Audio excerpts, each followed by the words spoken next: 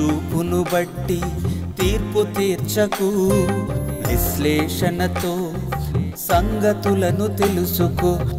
చూపును బట్టి తీర్పు తీర్చకు, విశ్లేషణతో సంగతులను తెలుసుకో. పరిశుద్ధ గ్రంథమునే పరిశోధించు, పరిశుద్ధ గ్రంథమునే పరిశోధించు. దూరమైన లోతైన సత్యాన్ని గ్రహించు, దూరమైన లోతైన సత్యాన్ని గ్రహించు. వాక్యాన్ని విశ్లేషించు, దైవ వాక్యాన్ని విశ్లేషించు, వాక్యాన్ని విశ్లేషించు, దైవ వాక్యాన్ని విశ్లేషించు. చూపును బట్టి తీర్పు తీర్చకు, విశ్లేషణతో సంగతులను తెలుసుకో. చూపును బట్టి తీర్పు తీర్చకు, విశ్లేషణతో సంగతులను తెలుసుకో. మనుషులలో ఎవరైనా తప్పు చేసినప్పుడు పోలీసులు వారిని శిక్షిస్తారు. న్యాయ వ్యవస్థలు తీర్పులు చెబుతూ అపరాధులను శిక్షిస్తూ నిరపరాధులను విడిచిపెడుతూ ఉంటారు. ఇది లోకంలో మనుషుల మధ్య మనకు కనిపిస్తున్నటువంటి తీరు. అయితే పరిశుద్ధ గ్రంథంలో దేవుని మాటలలో పోలీసు వ్యవస్థ కంటే, న్యాయ వ్యవస్థ కంటే ఒక బలమైన వ్యవస్థ దేవుని దగ్గర ఉన్నది. పాపాత్ములను పట్టుకోవటానికి, నేరస్తులను శిక్షకు అప్పగించటానికి దేవుని యొద్ద ఉన్నటువంటి ఒక చక్కని యంత్రాంగమును గూర్చి, ఒక చక్కని వ్యవస్థను గూర్చి పరిశుద్ధ గ్రంథంలో పేర్కొనబడినది. మనుషుల మధ్య పోలీసు వ్యవస్థలు అప్పుడప్పుడు విఫలమవుతూ ఉంటాయి. నిరపరాధులకు శిక్ష విధిస్తూ, అపరాధులను విడిచిపెడుతూ, లంచాలకు అలవాటు పడి అనేక మార్లు గాడి తప్పుతూ ఉంటాయి. న్యాయ వ్యవస్థలు కూడా అప్పుడప్పుడు గాడి తప్పుతూ ఉంటాయి. అయితే దేవుని దగ్గర ఉన్నటువంటి ఈ పటిష్టమైనటువంటి వ్యవస్థ పాపాత్ములను ఏమాత్రము విడిచిపెట్టదు. నేరము చేసిన ప్రతి ఒక్కడూ కూడా శిక్షింపబడవలసినదే.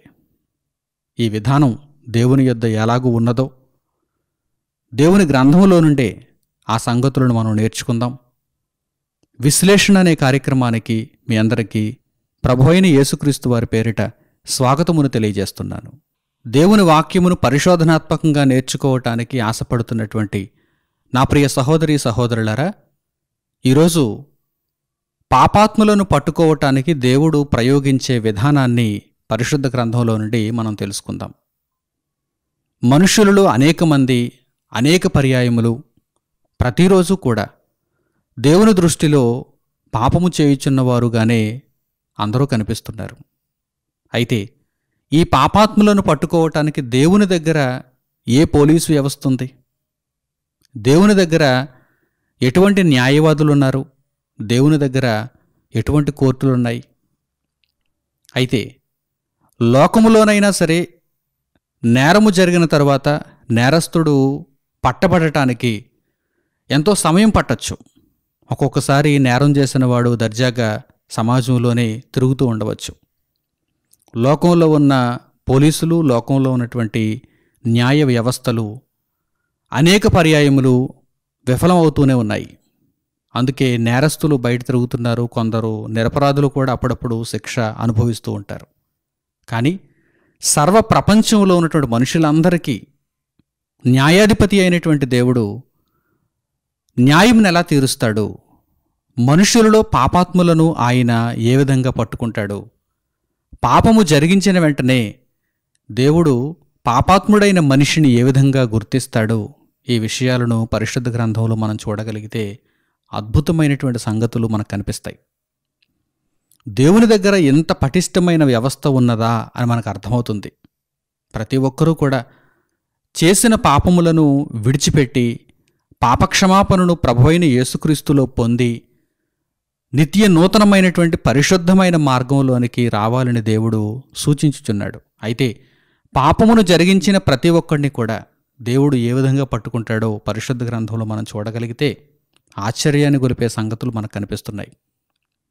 సామెతల గ్రంథము 5వ అధ్యాయము 22వ వాక్యాన్ని ఇప్పుడు మీరు చూడండి. పరిశుద్ధ గ్రంథంలో సామెతల గ్రంథము 5వ అధ్యాయము 22వ వాక్యం.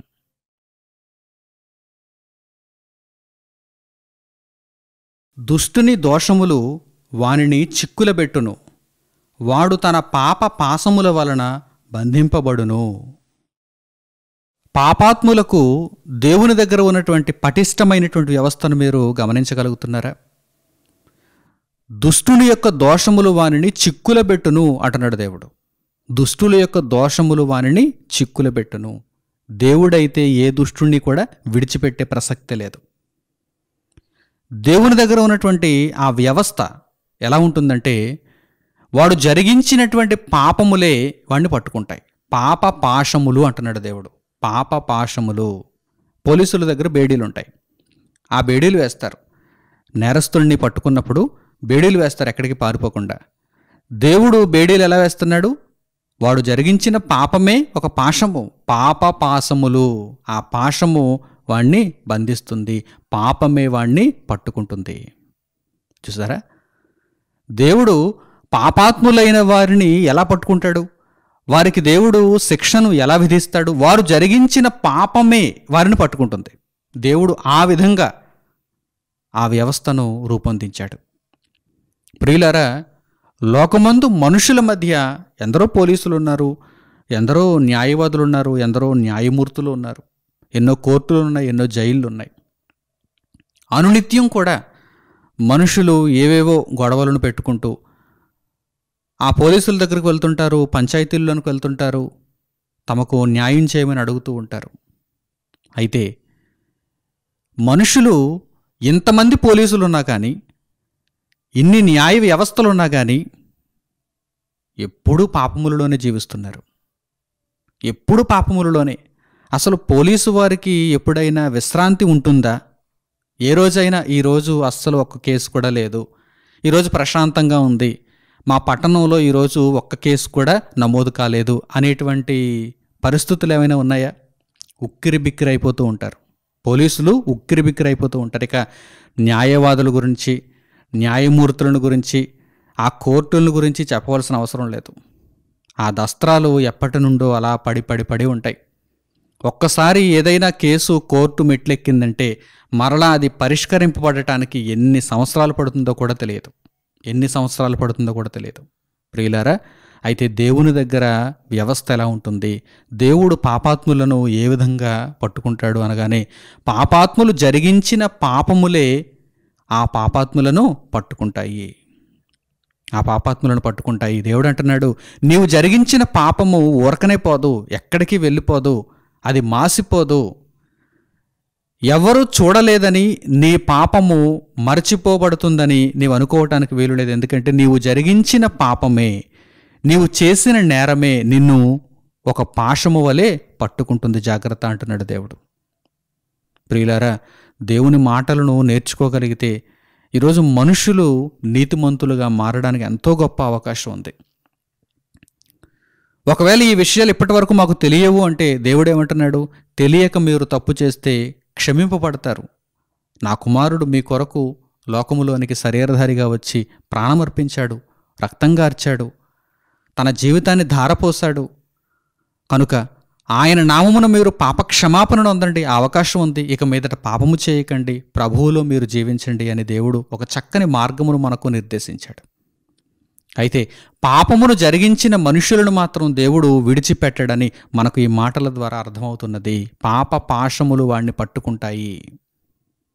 చరిత్రలో ఎన్నో ఉదాహరణలను మనం చూడగలిగితే కయీను, హేబెలు, అలాగే ఎందరో అనీతిమంతులు, దేవునికి ఎదురు తిరిగిన వారు, దేవుని విషయంలో నేరం చేసిన వారు పట్టబడ్డారు. ఆ పాపము చేత పట్టబడ్డారు, ఆ దోష శిక్షలు పడిపోయారు. ఆదాము హవ్వలు మొదలుకొని ఎందరో మనుష్యులు దేవునికి అవిధేయులై దేవుని విషయంలో పాపమును జరిగించిన వారై, వారిని దేవుడు ఎందుకు పంపించాడో ఆ జన్మ కారణాన్ని ఎరుగకుండా, దేవుని కొరకు వారు బ్రతకకుండా పాపములో చిక్కుకుపోయి ఆ పాపము చేతనే పట్టబడి దేవుని చేత శిక్ష అనుభవించారు. ఉదాహరణకు కయీను, హేబెల్ను మనం చూడగలిగితే అక్కడ వారి మధ్య ఏదో పోలీసులు ఉన్నారని కానీ, ఏవో కోర్టులోనైనా కానీ చెప్పటానికి వీలు లేదు. ఎందుకంటే అప్పటికి జనాభా చాలా తక్కువ. ఆదాము హవ్వలు, వారికి పుట్టినటువంటి కయ్యను హేబెలు, మిగిలినటువంటి పిల్లలు. భూమి మీద మనుషులు చాలా తక్కువ. అప్పటికి పోలీసు వ్యవస్థ లేదు, అప్పటికి రాజ్యాంగాలు లేవు, అప్పటికి కోర్టులు లేవు. ప్రియులారా, ఆనాటి పరిస్థితులలో కూడా ఎవ్వరూ చూడలేదనుకుంటూ అన్నయినటువంటి కయ్యను తన తమ్ముడైనటువంటి హేబెలును చంపినప్పుడు, నరహత్య చేసినప్పుడు దేవుడు కయ్యనును పట్టుకుంటున్నాడు. కయ్యను చేసినటువంటి ఆ నరహత్యను దేవుడు మరలా కయ్యను మీదకి రప్పిస్తున్నాడు. ఆ దోష శిక్షను కయ్యను మీదకి దేవుడు రప్పిస్తున్నాడు. ఆ శాపమును కయ్యను అనుభవించవలసిందే. అయితే కయ్యను అనుకుంటున్నాడు, నేను జరిగించిన నరహత్య ఎవరూ చూడలేదు కదా అనుకుంటున్నాడు. నన్ను ఎవరు పట్టుకుంటారులే అనుకుంటున్నాడు. చుట్టూ ఏ పోలీసులు లేరు కదా, ఎవరూ నిఘా పెట్టలేదు కదా, నేను జరిగించిన ఈ నరహత్యను ఎవరూ చూడలేదు కదా అని వాడు భ్రమపడుతున్నాడే గాని దేవుడు అంటున్నాడు, నీ తమ్ముని యొక్క రక్తము యొక్క స్వరము నేలలో నుండి నాకు మొర్రపెట్టుచున్నది అంటున్నాడు. నీవు జరిగించిన నరహత్యను ఎవరూ చూడలేదని నువ్వు అనుకుంటున్నావు. అయితే నా దగ్గర ఉన్నటువంటి వ్యవస్థ ఎలాంటిదంటే, నీవు చేసిన పాపమే నిన్ను పట్టుకుంటుంది. అది ఒక పాశము, పాప పాశము అంటున్నాడు దేవుడు. పాప పాశము. ఆ సందర్భాన్ని మనం చదువుదాం, నేర్చుకుందాం, దేవుని జ్ఞానాన్ని గ్రహిద్దాం. దేవుని పట్ల మనం ఎలా నడుచుకోవాలో అప్పుడు మనకు అర్థమవుతుంది. ఎంతటి భయభక్తులు కలిగి ఉండాలో మనం నేర్చుకుంటాం. ఎవరూ చూడలేదని ఏదో పాపమును జరిగించడానికి ఎప్పుడూ కూడా మనం ఆలోచన చేయకూడదు. ఎందుకంటే ప్రారంభంలోనే దేవుడు నేర్పించుచున్నటువంటి పాఠాన్ని మీరు జాగ్రత్తగా వినండి. ఆదికాండము 4వ అధ్యాయము 8వ వాక్యం నుండి, పరిశుద్ధ గ్రంథంలో నుండి ఈ సందర్భాన్ని మీరు చూడండి. ఆదికాండము 4వ అధ్యాయము 8వ వాక్యం నుండి.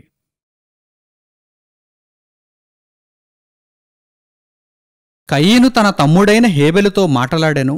వారు పొలములో ఉన్నప్పుడు కయీను తన తమ్ముడైన హేబెలు మీద పడి అతనిని చంపెను.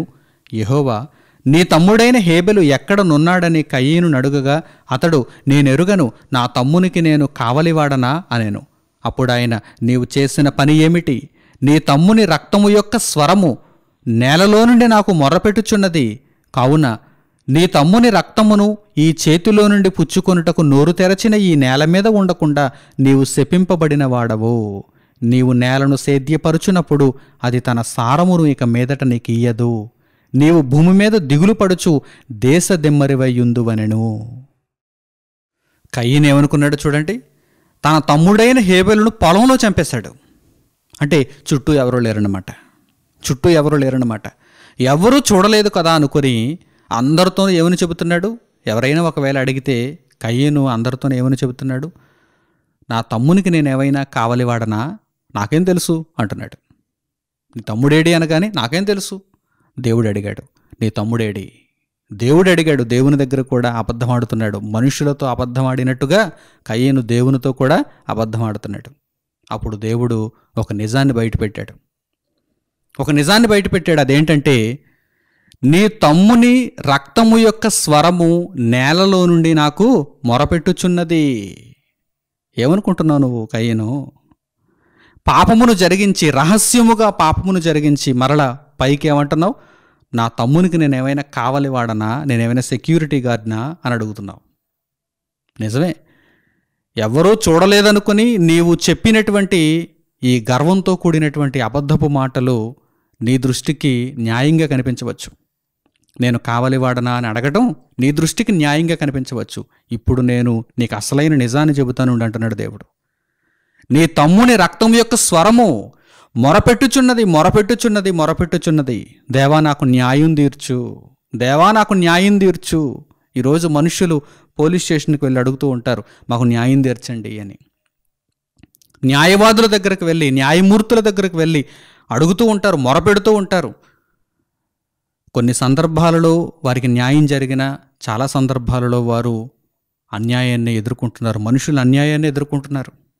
వారి దగ్గర ధనం లేకపోతే, వారు బక్కపలిచినటువంటి మనుషులైతే, వారి దగ్గర అధికారం లేకపోతే అప్పుడు వారి మాట ఎవరు వింటారు?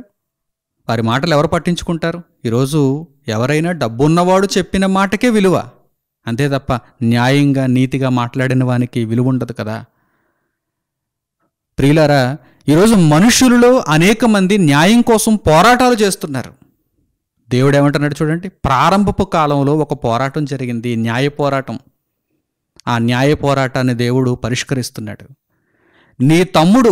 నీ తమ్ముని యొక్క రక్తము, ఆ రక్తమును నీవు ఒలికించావు గనక ఆ రక్తము యొక్క స్వరము నేలలో నుండి నాకు మొరపెట్టుచున్నది.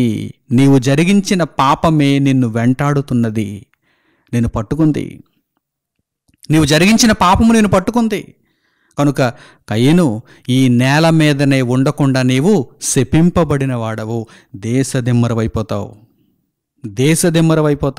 అసలు ఎందుకు బ్రతికున్నానా అని నీకు అనిపిస్తుంది. చూసారా, కయీను ఎంత భయంకరమైనటువంటి నేరాన్ని జరిగించాడు, ఆ తర్వాత దాని యొక్క ఫలాన్ని కూడా ఎలా అనుభవిస్తున్నాడో చూడండి. తాను జరిగించిన పాపపు ఫలాన్ని ఎలా అనుభవిస్తున్నాడో చూడండి. ఎవరూ చూడలేదనుకున్నాడు, సాక్ష్యం ఏంటి అని అనుకున్నాడు. కానీ దేవుడు అంటున్నాడు, నీవు జరిగించిన పాపమే నిన్ను పట్టుకొని తెచ్చి అప్పగించింది. పాపపాశములు, దేవుడు ఏమంటున్నాడు, పాపపాశములు. నీవు చేసినటువంటి ఆ అతిక్రమం, ఆ దోషం, ఆ నేరం, ఆ పాపం ఎక్కడికి పోదు. కనుక నేరమును జరిగించే ముందు నీవు ఆలోచించాలి, భయపడాలి, వెనకడుగు వేయాలి, దేవుని కొరకు నీవు నీ మనస్సును నిలుపుకోవాలి అని దేవుడు తన వాక్యము ద్వారా సూచిస్తున్నాడు. ఈరోజు మనుషులలో దేవుని వాక్యము ప్రతిఫలిస్తే, ఈ మాటలన్నీ మనుషులకు అర్థమైతే, పాపమును గూర్చిన భయమే ఈరోజు మనుషులలో ఉంటే పోలీసుల అవసరత లేదు. నన్ను అడిగితే పోలీసుల అవసరత లేదు, వారందరూ కూడా ఖాళీ కూర్చోవచ్చు. న్యాయవాదుల అవసరత లేదు, కోర్టుల అవసరత లేదు, ఖాళీగా కూర్చోవచ్చు. ప్రతి మనిషిలో కూడా పాప భీతి ఉంటే, పాపము జరిగించటానికి అసలు ఏ మనిషి కూడా సాహసం చేయకుండా, అది దుస్సాహసం, అటువంటి బరితెగింపు చర్యలు ఏ ఒక్కరూ చేయకుండా ఉంటే ఈరోజు పోలీస్ స్టేషన్లకు వెళ్ళవలసిన అవసరం ఉందా? కోర్టుల చుట్టూ తిరగవలసిన అవసరం ఉందా? మనుషులు తమ విలువైన సమయాన్ని వృధా చేసుకుంటున్నారు. ఎందువలన? పాపమును జరిగిస్తున్నారు. ఆ తర్వాత వారు కోర్టుల చుట్టూ తిరుగుతున్నారు, పోలీస్ స్టేషన్ల చుట్టూ తిరుగుతున్నారు, పంచాయతీల చుట్టూ తిరుగుతున్నారు, పెద్దల చుట్టూ తిరుగుతున్నారు. దేవుడు అంటున్నాడు, మీరు పాపమును చేయకుండా ఉంటే మీరు బాగుపడతారు. మీరు పవిత్రతలోనికి వస్తే మీ బ్రతుకులు నిత్యత్వంలోనికి వెళతాయి. మీరు పాపమును జరిగిస్తున్నారు గనక పాపము చేత మీరు పట్టబడుతున్నారు. పాపమును జరిగిస్తున్నప్పుడు, పాపాత్ములుగా మారుతున్నప్పుడు, దోషాలను జరిగిస్తున్నప్పుడు మీరు చాలా ధైర్యంగా ఉంటున్నారు. ఈ విషయాలు తెలియక మమ్మల్ని ఎవరు పట్టుకోరులే, ఒకవేళ పట్టుకున్న వారికి కొంత లంచం ఇచ్చేద్దాంలే అని మీరు అనుకుంటున్నారు. మనుషులకు భయపడాలని మీరు అనుకుంటున్నారు. కానీ మనుషులకు కాదు మీరు భయపడాల్సింది, ఒక పోలీసుకో లేకపోతే ఒక న్యాయమూర్తికో మాత్రమే కాదు మీరు భయపడాల్సింది. ముందు మీరు భయపడాల్సింది దేవునికి. దేవుని మాటను మీరు వింటే దేవుడు ఏమంటున్నాడు, మీరు జరిగించే పాపమే మిమ్మును పట్టుకుంటుంది. ఇశ్రాయేలీయుల కాలంలో కూడా రూబేనీయులు, గాదీయులు ఇశ్రాయేలీయులకు ఒక మాట ఇచ్చారు. అదేంటంటే, మీకు యుద్ధాలు వచ్చినప్పుడు మీతో పాటు మేము మీకు సహకరిస్తాము, మాకు యుద్ధాలు కలిగినప్పుడు మాతో పాటు మీరు మాకు సహకరించండి అని రూబేనీయులు, గాదీయులు మిగిలిన ఇశ్రాయేలీయులకు మాటిచ్చారు, మాట తీసుకుంటున్నారు. ఈ మాట స్థిరంగా ఉండాలని మోషే రూబేనీయులతోనూ గాదీయులతోనూ చెబుతున్నప్పుడు ఏమంటున్నాడంటే, ఆయన ఈ మాటను మీరు తప్పితే గనుక మీరు జరిగించిన ఆ పాపమే మిమ్మును పట్టుకుంటుంది అని అక్కడ కూడా మోషే గారు రూబేనీయులతోనూ గాదీయులతోనూ ఈ మాటను తెలియజేస్తూ ఈ విషయాన్ని ప్రస్తావిస్తున్నారు. ఒకసారి ఆ సందర్భాన్ని కూడా మనం చూద్దాం.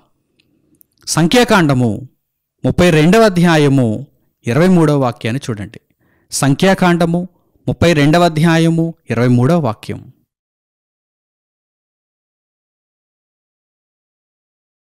మీరు అట్లు చెయ్యని ఎడల యెహోవా దృష్టికి పాపము చేసిన వారగుదురు గనుక మీ పాపము మిమ్మును పట్టుకొనును, లేక మీ పాప ఫలము మీకు లభించును అని తెలుసుకొనుడి.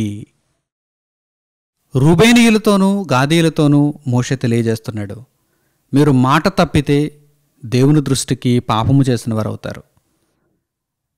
మేము మాట తప్పిన సంగతి ఎవరు గుర్తిస్తారులే అని మీరు అనుకుంటే, దేవుని దృష్టికి మీరు చేసినటువంటి పాపమే మిమ్మల్ని పట్టుకుంటుంది, జాగ్రత్త అని మోషే అక్కడ తెలియజేస్తున్నారు.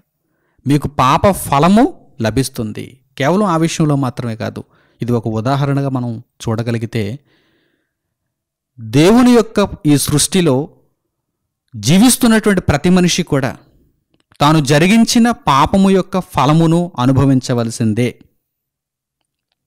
మనిషిగా ఈ భూమి మీదకి వచ్చిన ప్రతి మనిషి కూడా ఆజ్ఞాతిక్రమమును జరిగించినప్పుడు ఆ పాపపు ఫలమును అనుభవించవలసిందే. ఆ మనిషి చేసిన పాపము ఆ మనిషిని పట్టుకుంటుంది. నేను చేసిన పాపం అయితే నన్ను పట్టుకుంటుంది, మీరు చేసిన పాపం అయితే మిమ్మల్ని పట్టుకుంటుంది. ప్రపంచంలో ఏ మనిషి చేసిన పాపమైనా సరే వారిని పట్టుకుని తీరుతుంది. అయితే ఇప్పుడు మనం ఎలా విడిపింపబడాలి? పాపము మనలను పట్టుకున్నప్పుడు, పాపము మనలను బంధించినప్పుడు మనము ఆ పాప పాశముల నుండి ఎలా విడిపింపబడాలి? లోకంలో ఒక పోలీసు చేతికి చిక్కితే, బేడీలు వేస్తే, ఏదైనా ఒక నేరం ఆపాదింపబడి బేడీలు వేస్తే సెల్లో వేస్తారు. సెల్లో వేసినప్పుడు ఎలా విడిపింపబడతారు? బెయిల్ తీసుకోవాలి, పూచీకత్తు. ఇదిగో నేను పూచీకత్తుగా ఉంటున్నాను, లేకపోతే ఇంత ధనాన్ని నేను చెల్లించి నేను ఇతనిని బెయిల్ మీద విడుదల చేయాలనుకుంటున్నాను అని ఒక లాయర్ రావాలి. వారి తరపున ఎవరో ఒకరు లాయర్ని నియమించుకుంటే ఆ లాయర్ వచ్చి ఆ బెయిల్ ఇచ్చి ఆ తర్వాత వారిని విడిపించాలి. బెయిల్ ఇస్తే, అది కూడా బెయిల్ మంజూరు చేస్తే విడిపింపబడేటువంటి అవకాశం ఉంది. ఆ తర్వాత నేరం రుజువైతే శిక్ష అనుభవించాలి. నేరం ఇతడు చేయలేదు లేక ఆమె చేయలేదు అంటే ఆమె లేక అతడు విడిపింపబడతారు. ఇక దేవుని దగ్గరకు వచ్చేసరికి, దేవుని విషయంలో సర్వ ప్రపంచంలో కూడా ఏ మనిషి అయినా, కేవలం ఇక్కడున్నవారు మాత్రమే అనుకోకండి, సర్వ ప్రపంచంలో కూడా ఏ దేశంలో ఉన్నవారైనా సరే, ఏ జాతికి సంబంధించిన వారైనా సరే, ఏ భాష మాట్లాడుతున్న వారైనా సరే, ఏ కాలములో జీవించిన వారైనా సరే, సర్వ ప్రపంచంలో ఉన్న ఆయా కాలాలలో పుట్టుకొచ్చినటువంటి ప్రతి మనిషి కూడా దేవుని ఎదుట, దేవుని దృష్టిలో పాపమును జరిగించినప్పుడు ఆ పాపము ఆ మనిషిని పట్టుకుని తీరుతుంది. మరి ఎలా విడిపింపబడాలి? ఎలా విడిపింపబడాలి?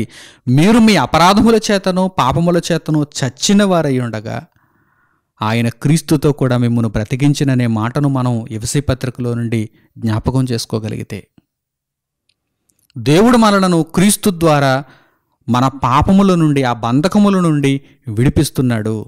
మనము క్రీస్తును ఆశ్రయిస్తే, క్రీస్తు ప్రభువులో ఉన్న రక్షణను మనం కోరుకుంటే, క్రీస్తు ప్రభువులో మన జీవితాన్ని పూర్తిగా దేవునికి అర్పించుకోగలిగితే, పాపమును విడిచిపెట్టగలిగితే, పాపక్షమాపణను మనం పొందగలము. అప్పుడు దేవుని కొరకు మనం జీవించే అవకాశం కలుగుతుంది. పవిత్రులుగా మనం మారడానికి దేవుడు ఒక చక్కని మార్గమును మనకు ఉపదేశిస్తున్నాడు. ప్రియులారా, పాపం అయితే ప్రతి మనిషిని కూడా పట్టుకుని తీరుతుంది. ఆ పాపము యొక్క బంధకముల నుండి విడిపింపబడటానికి ప్రభువైన యేసుక్రీస్తులో మనం పాప విమోచనను పొందాలి. పాప విమోచనను పొందాలి. లేదంటే ఆ బంధకాలలోనే ఉండి నిత్య నరకాగ్నికి వెళ్ళిపోక తప్పదు. ఇది దేవుని వాక్యము ద్వారా సర్వ మానవ కోటికి తెలియజేయబడినటువంటి విధి కనుక ప్రతి ఒక్కరూ కూడా ఈ విషయంలో తప్పకుండా ఆలోచన చేయాలి.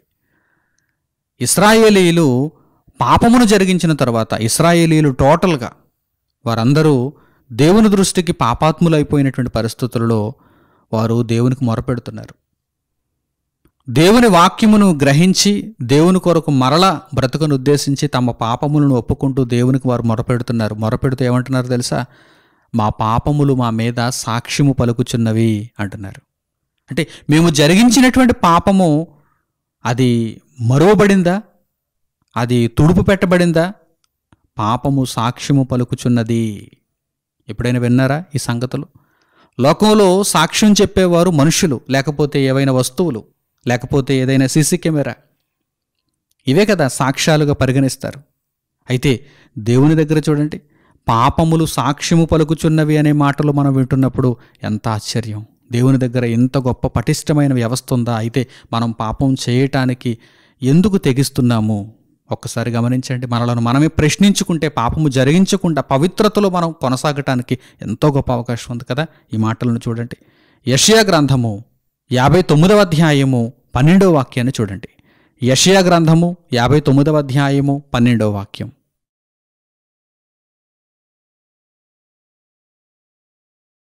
మేము చేసిన తిరుగుబాటు క్రియలు నీ ఎదుట విస్తరించియున్నవి, మా పాపములు మా మీద సాక్ష్యము పలుకుచున్నవి.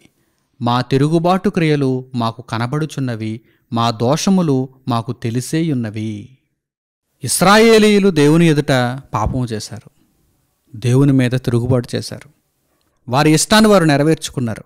అయితే వారికి ప్రవక్తలు తెలియజేసినటువంటి మాటలు విన్న తరువాత మార్పు కలిగింది. అప్పుడు వారు దేవునికి మొరపెడుతున్నారు, దేవుణ్ణి అడుగుతున్నారు. శేషభాగముగా ఇశ్రాయేలీయులలో పరివర్తన నొందిన వారందరూ కూడా దేవునికి ఈ విధంగా మొరపెడుతున్నారు. ఏమని? దేవా, నీ ఎదుట మేము తిరుగుబాటు చేసి ఉన్నాము, మా పాపములు మరువబడలేదు, మా పాపములు మా మీద సాక్ష్యము పలుకుచున్నవి అని వారు ఒప్పుకుంటున్నారు. చూడండి ప్రియులారా, నిజంగా ఎవరైతే రక్షింపబడాలనేటువంటి ఉద్దేశంతో ఉంటారో వారందరూ కూడా ఈ మాటలే చెప్పాలి. వారందరూ ముందుగా తెలుసుకోవాలి, మా పాపములు ఎక్కడికి పోవు, మా పాపములు మా మీద సాక్ష్యము పలుకుచున్నవి, మమ్మను పట్టుకునేవి, పట్టి అప్పజెప్పేవి, ఒక పాశముగా బంధించి దేవుని ముందు నిలబెట్టేవి మేము జరిగించిన పాపములే. కనుక నేను తప్పింపబడతానని, నేను జరిగించిన దోషము కానీ పాపము కానీ మరోబడుతుందని ఎవరూ చూడలేదు కనుక నేను తప్పింపబడిపోతాను, నేను బ్రతికిపోయాను అని అనుకోవటం పొరపాటు అంటున్నాడు దేవుడు. ఎందుకంటే నీవు జరిగించిన ప్రతి పాపము కూడా లెక్కలలోనికి వస్తుంది. నీవు చేసిన పాపము నీ మీద సాక్ష్యం పలుకుతుంది. కయీను అనుకున్నాడు, నేను జరిగించినటువంటి నరహత్య ఎవరూ చూడలేదు కదా అని, కానీ సాక్ష్యం పలికిందిగా. కయీను పట్టబడ్డాడుగా. కయీను తాను చేసినటువంటి పాపమునకు ఫలితాన్ని అనుభవించవలసి వచ్చిందిగా. ప్రియులారా, ఈ విషయాలన్నిటిని దృష్టాంతాలుగా దేవుడు మన కొరకు ఎందుకు రాయించి ఉంచాడు అంటే, మన జీవితాలను మనం మార్చుకోవాలి, దేవుని మీద ఆధారపడి మార్పును కోరుకోవాలి, పరివర్తనలో అడుగుపెట్టాలి.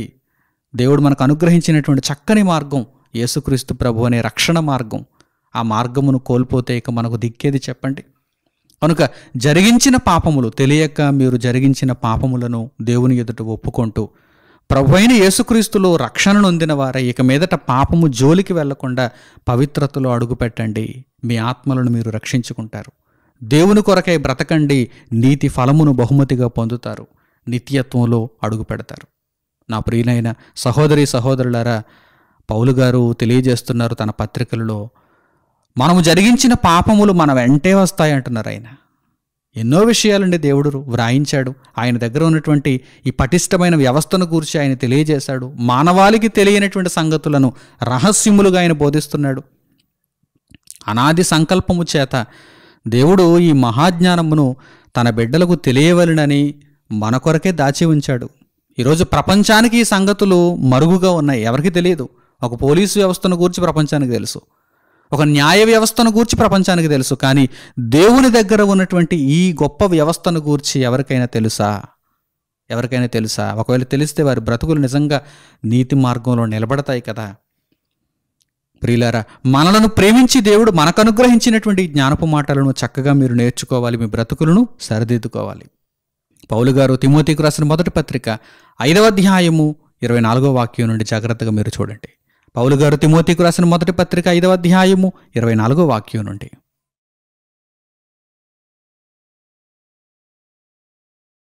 కొందరి పాపములు తేటగా బయలుపడి న్యాయపు తీర్పునకు ముందుగా నడుచుచున్నవి, మరికొందరి పాపములు వారి వెంట వెళ్ళుచున్నవి. అటువలే మంచి కార్యములు తేటగా బయలుపడుచున్నవి, బయలుపడనివి దాచబడనేరవు. మనిషి జరిగించినటువంటి ఏ కార్యక్రమం అయినా సరే అది ఊరకనే చెరిగిపోదు. నీవు జరిగించినది నీతి కార్యమైతే ఆ కార్యము కూడా నీ వెంటే వస్తుంది, నీతి ఫలమును తెచ్చిపెడుతుంది. నీవు జరిగించినది పాపపు కార్యక్రమం అయితే అది నీ ఆలోచన వలన కావచ్చు, నీ నోటి మాట వలన కావచ్చు, నీ క్రియల వలన కావచ్చు.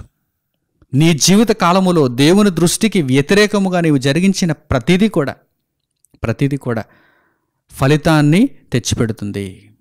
పాపపు ఫలితముగా నీ మీదకి ఒక దోష శిక్షగా వస్తుంది.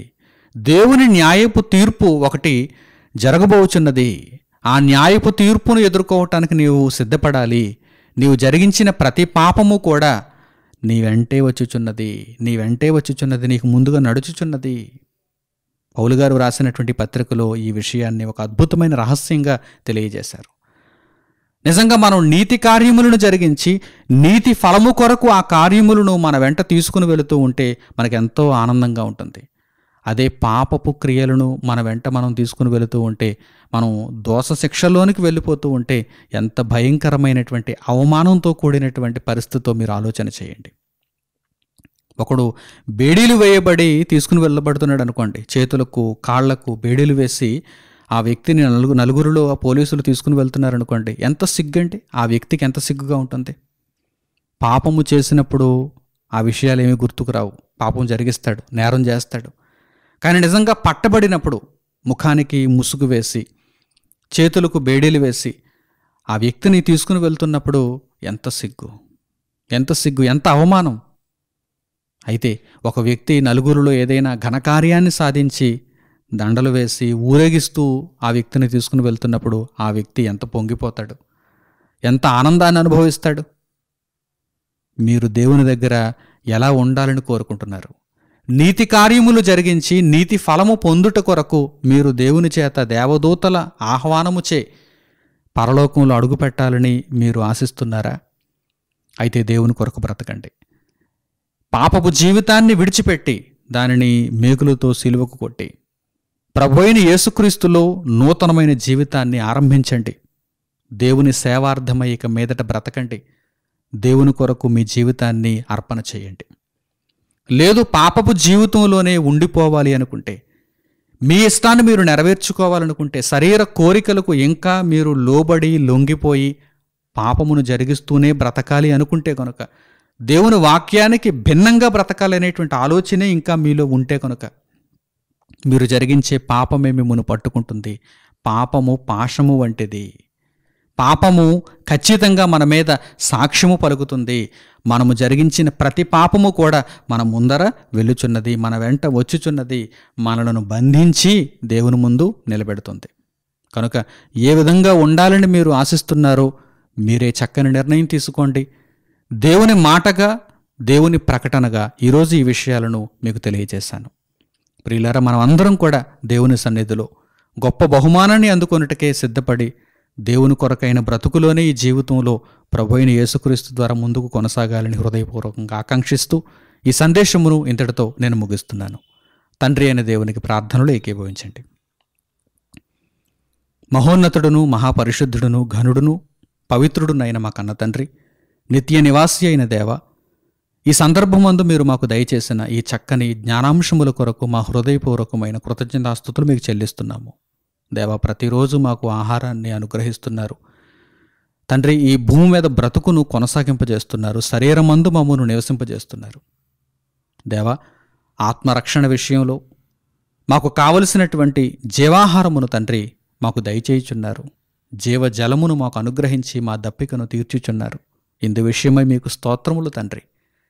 మీ మాటలను విన్న మేము మా బ్రతుకులను మీ మాటలకు అనుకూలముగా సరిదిద్దుకొని పాపము జోలికి వెళ్లకుండా, పాపము మమ్మను పట్టుకుంటుందనేటువంటి ఆలోచన కలిగి తండ్రి మీ మాటలకు లోబడి మీకు భయభక్తులను చూపిస్తూ పవిత్రత కలిగిన జీవితంలో మేము ఉండటానికి, ప్రభువైన యేసుక్రీస్తులో మా యొక్క బ్రతుకులను ఆయుత్తపరచుకోవటానికి మాకు సహాయమును దయచేయండి తండ్రి. నాయన, ఇంత గొప్ప జ్ఞానమును ఈ ప్రపంచంలో ఎందరికో తెలియనటువంటి ఈ మహాజ్ఞానపు సంగతులను మాకు అనుగ్రహించినందుకు మీకు స్తుతులు స్తోత్రములు నాయన. దేవా, మీ కొరకు బ్రతుకుటకు మమ్మను సిద్ధపరిచి పరలోకమందు నిత్యత్వపు ఫలమును అందుకోవటానికి మా కాలమును తండ్రి మీ కొరకు సమర్పించగలిగే భాగ్యమును మాకిమ్మని మిమ్మను హృదయపూర్వకముగా వేడుకుంటూ, ఈ మాటలను విని చక్కని నిర్ణయాలు మీ కొరకు తీసుకునేటువంటి మీ బిడ్డలందరూ స్థిరత్వమును కలిగి చివరి వరకు నమ్మకంగా మీ కొరకు బ్రతకగలుగుటకు సహాయము చేయమని వేడుకుంటూ మా ప్రార్థన మనవులను మా ప్రభువును రక్షకుడు నేను యేసుక్రీస్తు వారి పేరిట మిమ్మల్ని వేడుకొనుచున్నాము తండ్రి. ఆమేన్. మన తండ్రి అయిన దేవుని ప్రేమ, మన రక్షకుడైన యేసుక్రీస్తు వారి కృప, పరిశుద్ధాత్ముని అన్యోన్య సహవాసము మనందరికీ సదాకాలము తోడై మనలను నడిపించునుగాక. ఆమేన్. అందరికీ వందనములు. సెలవు.